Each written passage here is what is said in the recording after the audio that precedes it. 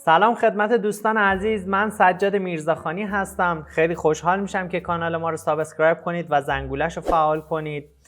در این ویدیو با نصب نرم افزار سماتیک منیجر در خدمتون هستم. با من همراه باشید.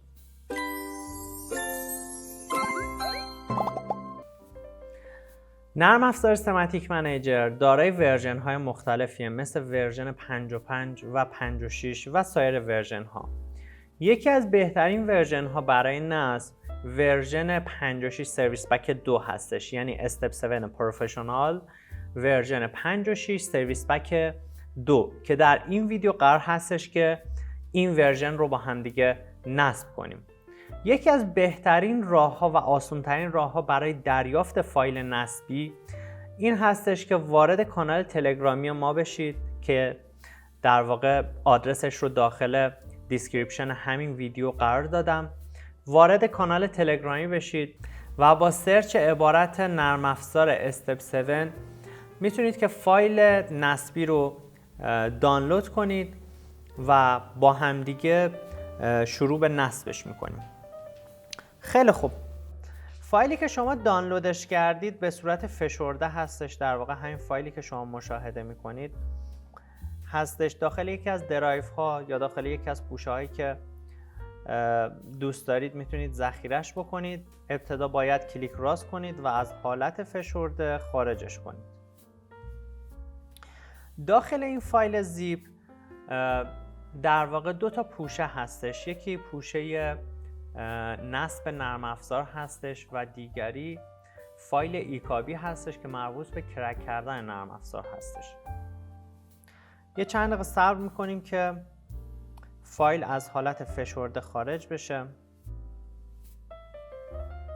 خب وقتی که از حالت فشرده خارجش کردید، این دو فایلی که مشاهده میکنید رو براتون نمایان میشه. وارد پوشه استپ 7 پروفشنال ورژن 56 سرویس پک 2 میشیم. گزینه یکی مونده به آخر گزینه ستاپ هستش. واردش میشیم.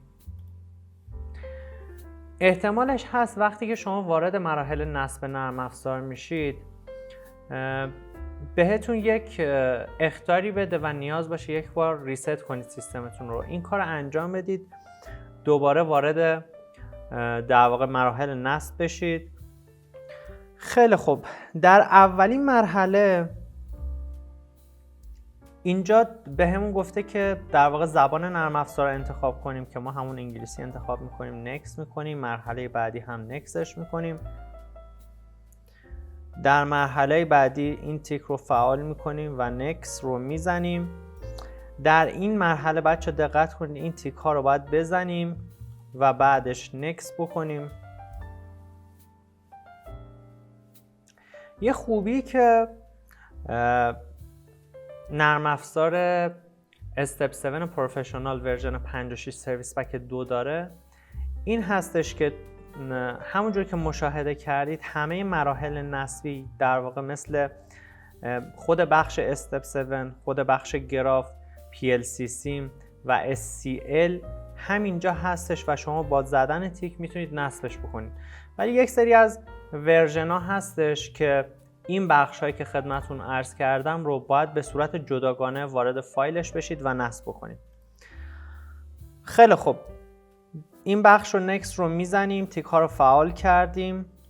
میایم در مرحله بعد تیک رو میزنیم و گزینه نکست و در مرحله بعد گزینه اینستال رو میزنیم. اینجا صبر میکنیم فایل ها یکی یکی نصب بشن و کم کم مراحلمون به پایان برسه.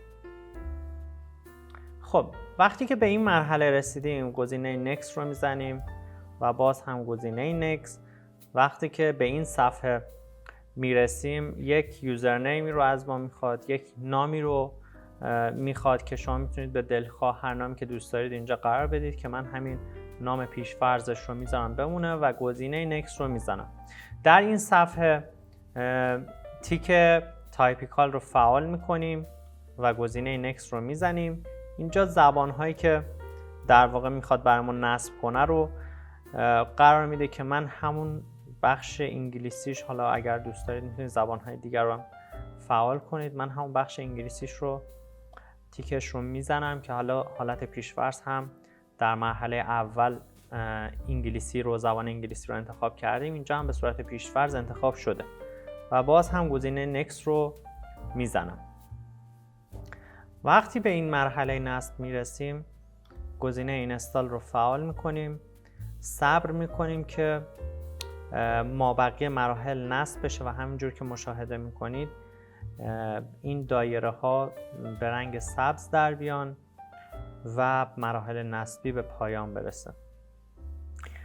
وقتی که تمام مراحل نصب شد و اون در واقع دایره های بدون رنگ به رنگ سبز در اومد، میرسیم به این صفحه و گزینه فینیش رو میزنیم. در اینجا در واقع نرم افزار ما نصب شده، حالا میخوایم بریم سراغ کرک کردنش. ولی وقتی که نرم افزار ما نصب میشه به این قسمت میرسه، گزینه فینیش رو که میزنیم یک بار به حالت خودکار در واقع سیستممون رو، پیسیمون رو ریستارت میکنه. صبر میکنیم ریستارت بشه و در ادامه کار در خدمتون هستم.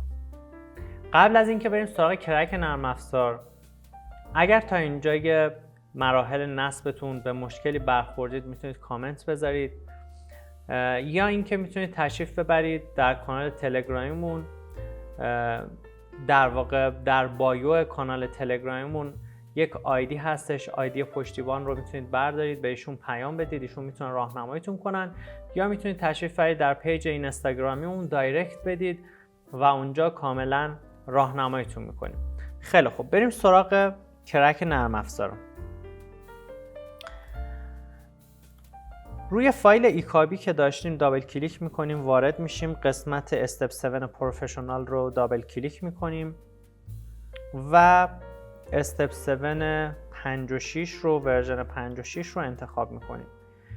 اینجا تیک رو فعال میکنیم و گزینه اینستال لانگ رو میزنیم.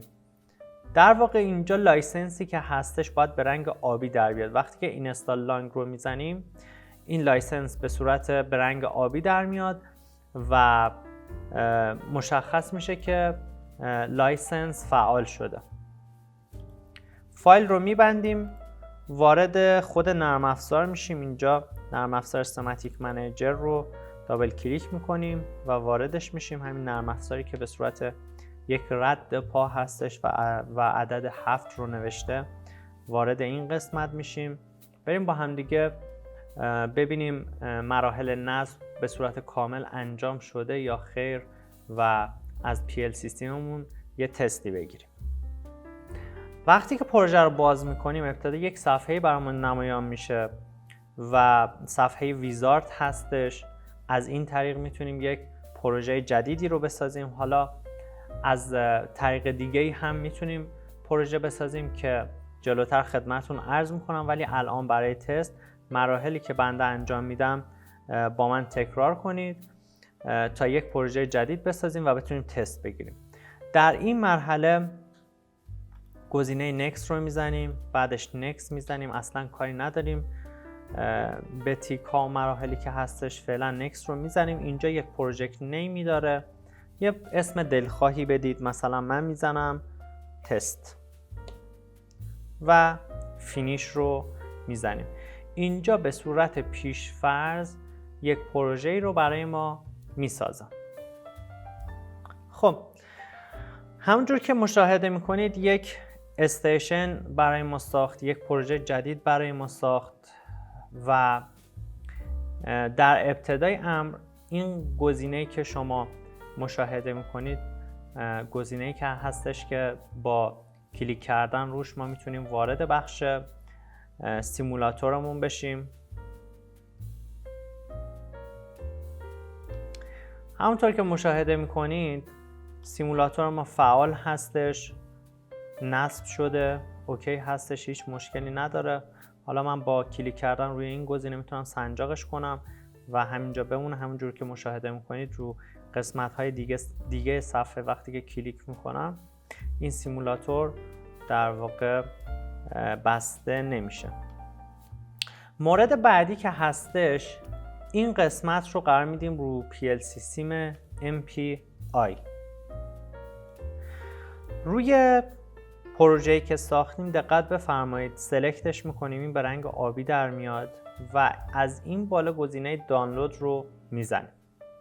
وقتی که گزینه دانلود رو زدیم یک سری پیغام به ما میده که باید این پیغام ها رو اوکی کنیم و در واقع تا دانلود به روی PLC سیم ما انجام بشه. همونجور که مشاهده میکنید یه پیغامی به ما داد، CPU رو برد به مود استوب، وقتی که بزنیمش اوکی میشه و دوباره برمیگرده به مود ران. یک نکته‌ای که هستش حتما توجه بفرمایید، موقعی که داریم دانلود میکنیم حتما این تیک باید در قسمت ران پی قرار بگیره، نه استوب. حتما بذاریدش رو بخش ران پی که بتونید دانلودش بکنید. این از این موضوع. پنجره در واقع صفحه PLC سیم رو از یک طریق دیگه هم میتونید شما بیاریدش. میایم رو گزینه آپشنز و سیمولیت ماژول رو وقتی که بزنیم این صفحه برامون دوباره باز میشه. خیلی خوب، به همین سادگی با همدیگه نرم افزار سیماتیک منیجر رو نصب کردیم. در مراحل دیگه، در پلی لیست های دیگه، نرم افزارهای دیگه مثل WinCC، مثل نرم افزار تیا و سایر نرم افزارها رو با همدیگه به موقع خودش در دوره خودش نصب میکنیم و در حال حاضر یک پروژه ساختیم، بخش PLC سیم هم تست گرفتیم، اوکی بود و متوجه شدیم که مراحل نرم افزار ما به صورت کامل انجام شده و کرک نرم افزار هم به درستی انجام شده. ممنون که تا اینجا ویدیو همراه من بودید. اگر از این محتوا خوشتون اومد حتما لایک کنید، برام کامنت بذارید و کانال ما رو به سایر دوستاتون معرفی کنید که دوره رو با ما پیش بیان. ویدیو بعدیمون راجع به بحث سخت افزار PLC های 300 هستش، کامل میخوایم راجبشون توضیح بدیم و از اینجا به بعد دیگه تقریبا میخوایم وارد بحث PLC های 300 بشیم. ممنون که تا اینجای کار همراه من بودید.